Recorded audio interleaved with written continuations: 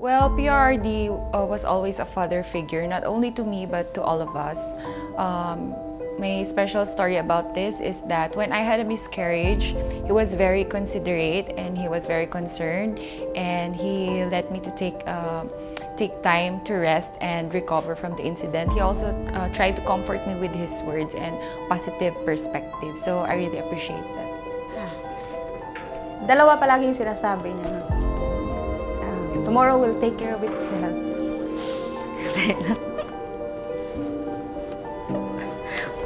Buisit. At yung there always time for everything.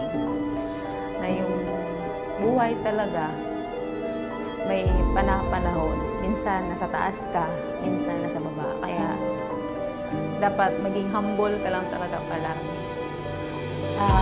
Marami kang tinuro sa amin. Akala mo wala lang, pero tumatak talaga. Na alam mo yung, palagi ko sinasabi, ikaw magiging, isa sa magiging highlight ng buhay ko. Thank you sa trust, sa pagbigay ng chance para mag-serve, hindi lang sa iyo, pero sa Pilipinas. Kayo po, Mayor, ay naandun parati. Kahit wala po kayong kailangan sa amin, naasdiyan kayo po. You will give us everything and expecting nothing in return. Yun po yung kitang-kita po sa inyo. Sir, I will accompany you to Davao. Yun din po yung aking plano. I will not expect anything anymore. Just serve my remaining career in Davao with you. I'm really, really proud to have the honor to work with you as your aide. And in TV, you see him wearing barong, but after all the fiasco is over, he goes back and he changes into comfortable clothes, baggy shirts, jogging pants, chinelas, and he will enjoy a simple dish with us. He is the kind of person na pag nakikita mong kumakain, sobrang ganado, kahit na yung ulam bulad, parang pati ikaw gaganahan kasi papaisip ka, parang sarap ng bulad, kakain na lang din ako. So seeing him like that, na simple pleasures in life, he enjoys very much. Wait lang, naiyak ako. Buisit! I will always remember all the lessons you've taught me throughout my career and for the rest of my life. Sir, kasi hindi mo kami trinit na mga security mo. Yun lang talaga actually yung naka-ano sa amin na we were treated as part of your family. So, mahigit 5 taon ko na nakasama ating Pangulo. Doon ako palagi sa kanyang likod. Nakita kung gaano siya katapat sa ating bansa at sa mga mamayang Pilipino. Mayor Digong, from the start talaga ang serbisyo mo sa ating kababayan at maraming mga challenges nang ikaw ay nagsiservisyo, lalo na itong pagiging presidente. We will support you. Sana makatrabaho kita ulit at nasa likod mo lang ako at aalalayan kita kung ano man ang plano mo para sa ating bayan. Maraming salamat, Mayor Digong. Ang masabi ko, may puso siya, lalong-lalo na sa mahirap. Actually, may mga nagtatanong nga sa akin kung ano ba daw talaga yung ugali niya behind the camera. Ang masabi ko lang, he's a jolly person, matalino, at higit sa lahat, mapagmahal, literally and figuratively. PRD has been more than just my commander-in-chief being in the military. So I always looked up to him like parang he's my father. Kasi there were many instances that we ate together, then sobrang relaxed lang. He would make jokes, he would tell silly jokes, even personal stories na dapat di niya kinagkwento sa amin, kumbaga. Pero he's very open. Sir, sa 6 na taon na naging security officer niyo ako, maraming salamat sa kumpiyansa at tiwala na ibinigay nyo sa akin at saka sa aking mga kasamahan ng mga security officers.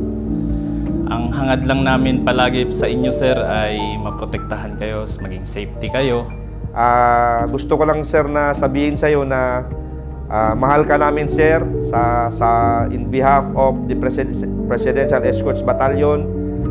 Mahal na mahal ka namin at napakasaya namin na ikaw ang naging boss namin, ikaw ang naging presidente, and gusto ko lang sabihin sa inyo na from the bottom of my heart, mabuhay po kayo. Maraming pong salamat, sir. Sa mga matagal nating pinagsamahan, sir, more than 5 years tayong magkasama. Nakita ko yung saya mo, yung hirap mo, yung mga tagumpay mo, syempre. Sana ma-enjoy mo pa yung life mo, na wala nang stress, wala nang lahat na ng gusto mong gawin, magagawa mo. Sharing him the 6 years of his presidency, since the very beginning, the campaign period, and then until the end of his term. During the remaining years of our lives, no, na makikita ko pa rin ang mahal na Pangulo natin na nagsiservisyo sa bayan at nabibigay ng guidance sa mga sumusunod sa kanya. Sana palagi ka pong nandyan.